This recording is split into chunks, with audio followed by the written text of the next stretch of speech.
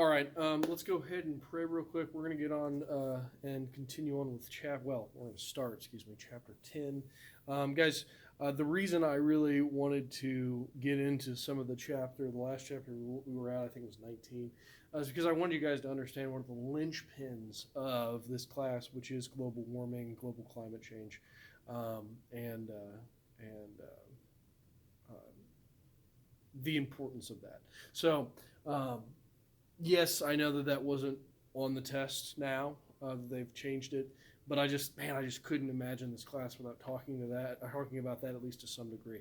But today we're going to get back to chapter 10, and we're going to continue on through this unit. We're going to hopefully go pretty quick.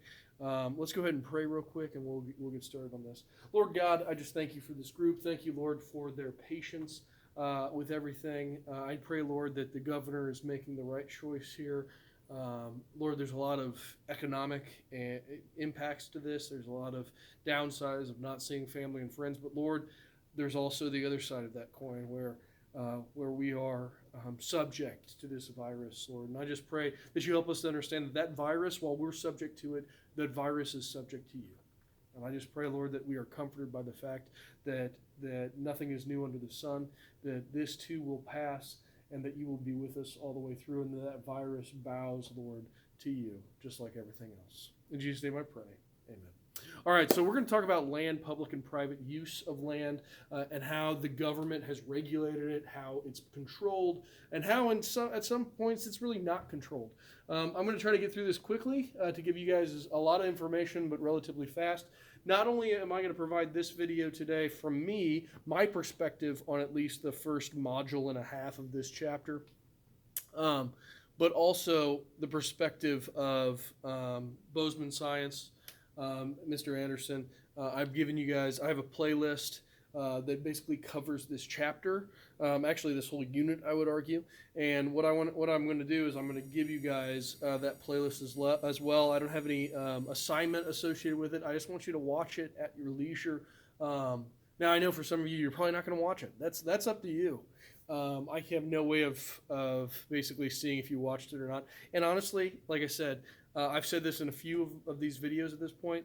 This school year, for those of you who don't know, the governor that what I was referring to is Pritzker, extended the policy of no contact and schools being closed till April 30th the other day. Listen, guys, I knew that was going to happen. I assumed that he was going to extend it to the 30th. I don't know if he's going to extend it past the 30th, but regardless, that would bring us back on like April. I don't know. It was April 30 or 31 day month. I don't know, but basically the beginning of May, which means we're going to have like 10 days before this test. Now it's going to be a take-home test, as you guys have seen, so it should be easier in that regard. It's going to be much shorter than it normally would be. There's a lot of things kind of going for you guys, and everybody's in the same boat here. But I've already told you, and I'll say it again, this is becoming much more on you. Because I have no way of knowing if you're watching through these videos and really trying to take quality notes. Some of you guys may watch them and not take any notes. That's up to you. I don't think that's a good choice. I obviously think that's a poor choice. But I want you guys to realize that, and this is completely unfair. It is, but based off the circumstances, this class falls on you. Okay. And by the way, you're not my only class that I'm giving the speech to. This is the same for my physical science class. This is the same for my bio class. If they want to learn this material, it's much more on them than it normally would be. It's always been on you guys. I hope you guys understand that. That doesn't mean that it was on me during the school year. But you guys were put in a position to better succeed during a normal school year because you have to be here. You have to sit in front of me. You have to listen. Well, I mean, you don't have to listen, but you should be listening because there's just nothing else to do. You can't be on your phone. You can't be distracted by your little brother or little sister. You can't be hungry and decide, I'm going to pause this and go get something to eat and then never come back to it. You just can't do those things in a classroom, but you can do all those things at home. Okay? So again, now, since you don't have that rigid sort of structure, now it's up to you to decide if you want to take this on and really become accustomed to it and understand it and try your best to learn as much as you can in these weird circumstances. Or if you want to kind of take the lazy way and not do it, that's up to you as well. But just know that you're probably not going to fare well on the test, on the AP exam. That's the only difference, I guess, from this class to my other classes, is that there's this thing looming at the end of it that kind of tells you how you did, how well you succeeded in this kind of trying time. But anyway, I digress. I've already went 5 minutes. Let's go ahead. Let's continue on. So the first thing that we're going to talk about, the first thing that's discussed in this chapter is something that we've already discussed. So this should be good review. It is the tragedy of the commons. It's this idea of a common resource being exploited by the many for their own personal gain. And guys, this is not a new concept. We are like this as individuals. The tragedy of the commons is just sort of a consequence of our own nature, of our own tendency to always look to our benefit above the benefit of others. I'd love to say, guys, that we are these wonderful beings that put the overall health and consideration of others before ourselves, but we don't do that. And we're seeing that. Oh my gosh, we're seeing that so much with the coronavirus. People that are like ripping stuff from each other's hands at grocery stores because we're scared that we're not going to get enough for ourselves. We are thinking about ourselves first. This goes along with the thinking of Garrett Hardin, who said in 1968, gave us this understanding of the tragedy of the commons, describing it as a natural human tendency to overuse / deplete a free resource for personal gain. Guys, that's just, like I said, it's just human nature. We do this. We do this all the time. It's sad, but it's true. So an example down here at the bottom, I don't know if you guys can see that, but here we have a common area, a common grassland. Farmers can come and graze their cattle in that grassland. Obviously, more and more individuals are going to come and do that because it's free, it's an abundant resource, and it's available to them. But over time, if one farmer, instead of rotating their herds, if one farmer uses that inappropriately because he needs to get his beef to market and he needs to fatten them up, which is a very likely possibility, that common area would become grazed, which would result in the death or destruction of that habitat. So, again, tragedy of the commons, very common. We talked about it with fisheries earlier in the year. Now, this leads us to an idea of what's called externalities. Sorry, I got a little something in my throat there. I don't have corona, as far as I know. Externalities, which are costs or benefits of a good or service that are not included in the purchase price of that good or service. Okay? So these are things that kind of go hand in hand with an item that you have, a part of your life, that we don't really account for until that moment, until we're in that moment of seeing that externality. They can be positive or negative, but everything has externalities attached to them. Okay, this whole example of the way that we're teaching now has externalities. Okay, you guys might be watching this in your PJs, eating a bowl of cereal. That's perfectly fine, man. As long as you can take quality notes while you're doing it. That is a benefit to this weird way of teaching that you didn't have before. Okay, that's an externality. I would say a positive externality. But on the other hand, if you get a text right now, there's no way that I'm like looking at you going, is that your cell phone? That goes in the box of shame. You just got a text right now, go ahead and throw your cell phone over to the side. It's going in the area of shame in your bedroom.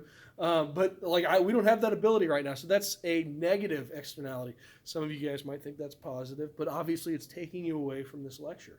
So I'm going to say it's negative. So everything in life has goods and bads, basically.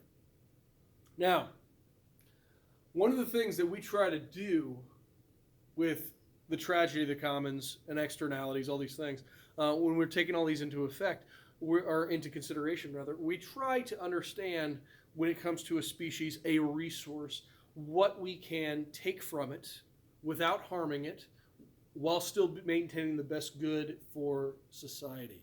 And part of that understanding comes with this idea of the maximum sustainable yield, or the MSY, as you'll hear me kind of say it from now on. So the maximum Here I said it the other way. The maximum sustainable yield, or MSY, is the amount a resource can be depleted without harming the resource as a whole. So again, you guys can see how this is very much related to tragedy of the commons. It's an important figure mainly because it helps us not over-harvest. Okay? Now, when I think about this, I think about organisms more than anything else. And the example that I have over here is white-tailed deer. And oftentimes I think about over-harvesting, but there's even a potential to under-harvest to the MSY. MSY is about half the carrying capacity of a particular species. For those of you who don't remember, carrying capacity is the amount or the number of a population within a species that a habitat can support, that an ecosystem can support. Okay, so when you reach the top of your carrying capacity, basically you are at the point where the habitat can no longer support more individuals within that species. You have reached the height of your population. And we've talked about this. I fear that at some point humans are going to reach that population carrying capacity. Right now we're at lots of people, 8 billion people. And if we get to 9 or 10 or 11 or 12, are we going to reach a point where the world cannot sustain us anymore? So the MSY is usually about half the carrying capacity. It's about whatever amount an area can withstand, can hold. For example, white-tailed deer, maybe in this area, this ecosystem can support 20,000 white-tailed deer. Okay, so half of that would be 10,000. That would be the number that we'd be going for. Now, the reason I use white-tailed deer as an example is because white-tailed deer are actually usually under-harvested. They have way more of their population than they should based off of the nature of the ecosystem. So it's encouraged. We're encouraged to go and hunt white-tailed deer. It's just such an abundant species, and if you get too many of them, they can have devastating effects to the ecosystem as a whole by things like overgrazing. Because when they overgraze, they don't care about the tragedy of the commons. They don't care about the welfare of other species. They care about the welfare of themselves and their species, their survival. So when they overgraze, they actually don't leave enough for other smaller organisms that are still vital to that particular ecosystem. All right, so as a society, we've come together and we've classified public lands. And we usually classify them in 6 categories. And the reason we do this is so that we can manage these lands and the resources that they provide in an effective way. Okay? So some of these you guys are probably really familiar with. Other ones you might not be as familiar with. But the first one's national parks. These are usually used for scientific, educational, and recreational purposes. The next one here, we're just going to run through them real quick, is managed resource protected areas.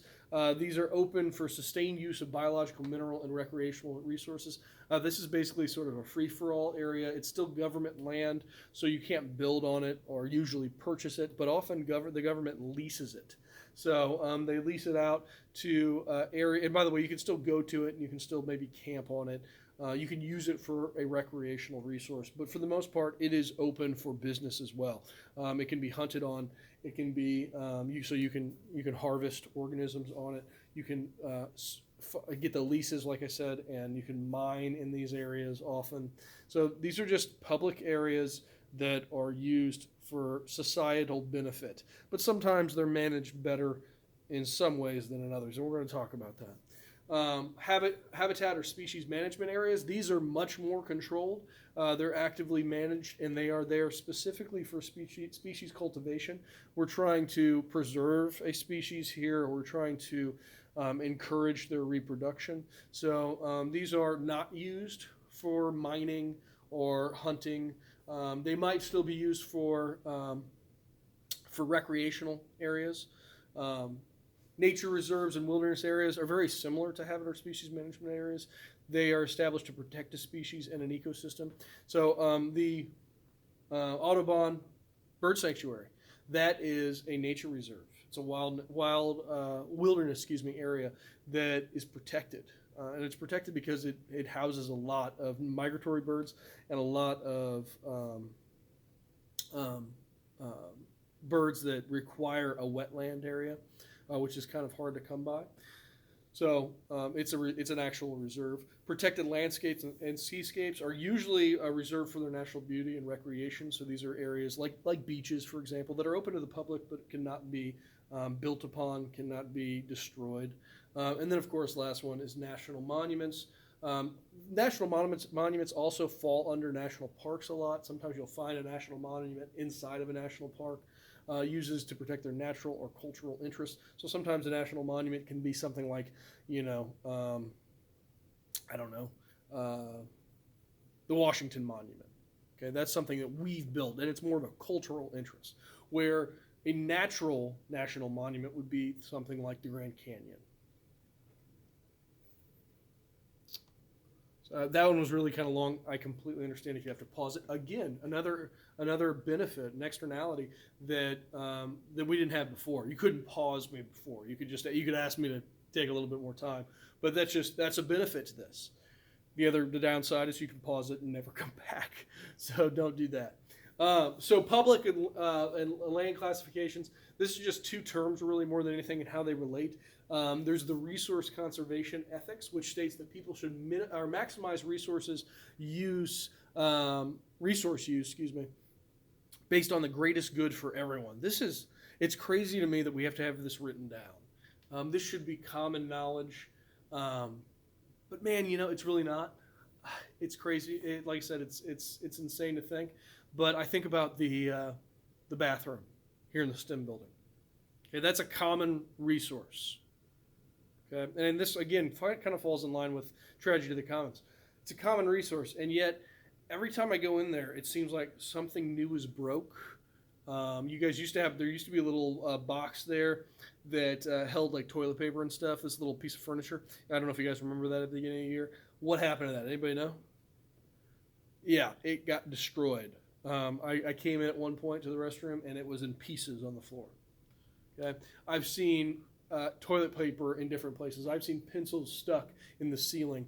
I've seen people that obviously don't care about the cleanliness of the bathroom. I've seen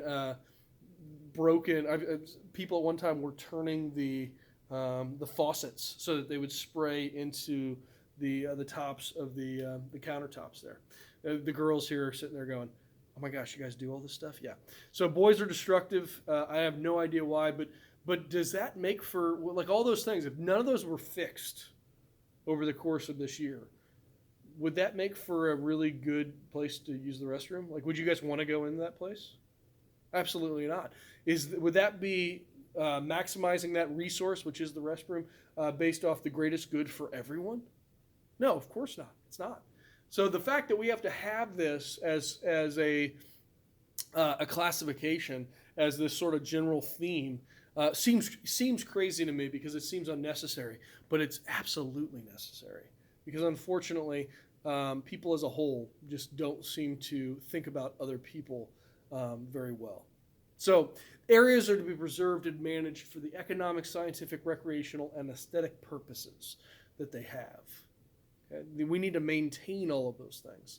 This unfortunately conflicts with the U.S. government's policy of multi-use lands, which we just described a couple of them, where sometimes that land is reserved for its beauty, but in the same breath, it's also exploited for its resources. So we're sort of living in this conflicting place where a land resource can be seen as beautiful and needed and protected, but at the same time, literally in the same breath, you can also go and you can mine in it. Okay, and mining is never going to be beneficial to the ecosystems found within that particular land. Again, guys, if you need more time here, just go ahead and pause it. We're almost done here. I told you I'm not going to go too much past 20 minutes, but I just want to talk a little bit about rangeland and forests. These are the two sort of biggest areas of land that we utilize as a land resource. Rangeland is usually used for any sort of herding or grazing animal. Oftentimes in the United States, it's cattle. It is subject, unfortunately, to overgrazing often, which is why usually if you own a ranch, you own a large piece of land, and you rotate your cattle herd from one piece of land to the other. This is actually good for the ecosystem, believe it or not. So when a herd of cattle, whatever bovine it might be, if it's buffalo or if it's cows, as they go from one field to the next, they're actually evolutionarily doing exactly what that grass wants them to do. This actually helps protect the grassland and helps it to promote growth and keeps that ecosystem healthy. But if you keep that herd of cattle, in a particular field for too long and you allow it to be overgrazed, then that grass does not get the opportunity to regenerate, and you result in a degradation of the ecosystem. You destroy it, basically. So it's a fine balance. You want to be able to herd, to take your heads of cattle and allow them to graze, especially if you're trying to raise like grass-fed beef, but you don't want them to overgraze. So that constant rotation of the animals is key. Foresting is the other sort of, so we use land for the production of animals, domesticated animals, for our own consumption. The other sort of biggest resource that we use land for is the timber that we grow in it. Now, agriculture is a part of this as well, but we're going to talk about that more probably later. But the timber that we grow in it, the timber that's already there and available to us, forests are dominated by trees and other woody vegetations. Of course, those trees are subject to logging. Now, let's talk about the types of timber harvest. And just to give you an idea, this is our last slide. So yeah, we should be right at about 25 minutes. There's two ways that there's three really, but we're going to save the other one for next time. But there's two main ways that we go about harvesting timber in forested areas. One, we do clear cutting, which is the simplest, most cost-effective way of harvesting, where we go in and we literally just cut down every tree within a mature old-growth forest. You guys can see why this is the easiest and it's the cheapest, because you don't have to select. You don't have to have someone that's you're paying to walk through the forest and select particular trees to be harvested, and you don't have to worry about the ecosystem at all. You're just plowing through it basically. A much less intrusive way is selective cutting, where you go in and you mark trees to be selected upon. Usually they have to meet a certain requirement of girth and of age. So they'll come in, they'll mark them usually with like an X or something like that. If you've ever seen Fern Gully, that's what that one dude is doing at the beginning of it. But they mark it with an X, and then they go on to the next tree and find it again and mark it again. And then they cut down only those selected trees. This allows for regrowth, but more importantly, it allows for an age differential between the different trees. So you have some mature trees, you have some saplings, and that allows for more biodiversity within the ecosystem, because you have some organisms that prefer old growth trees, and most of them do, but you have some organisms, not as many, but you have some that prefer a younger, lower canopy tree. Now, this is still economically destructive simply because both of these methods require logging paths. They require makeshift roads that cut through the ecosystem. There's no sort of thought about the ecosystem when you're making a road. You just basically plow through and uproot all the trees in that area and create the road. And that's sort of the biggest issue, is that you have to have a network of roads to get the logs out of that ecosystem. So even if you are selectively cutting or if you're clear cutting, those are going to be in place, and those are going to damage the ecosystem as a whole. So neither of these are beneficial to the ecosystem by any means. But at the same time, do we need timber to survive? Yes. Yeah, it's our preferred building method. We build stick houses. You have to have wood to build that. Even if we did it with less timber, because there are ways to do it, you'd still have to use timber in the process. All right, guys, I think that's enough for today. These are dense slides, lots of information. I'm packing them in so that we can hopefully get through as much as possible quickly. Make sure that you guys get all this down. Make sure, again, I'm going to put on some Bozeman Science videos as well. Make sure you guys watch those in your leisure. You don't have to have this done by tonight. In fact, I didn't even ask a question or anything. Again, this is on you guys. So, but if you have questions, let me know, and I'll try to get back to you as soon as I can. I hope everybody's staying healthy, staying safe. I'll see you guys next time. Bye.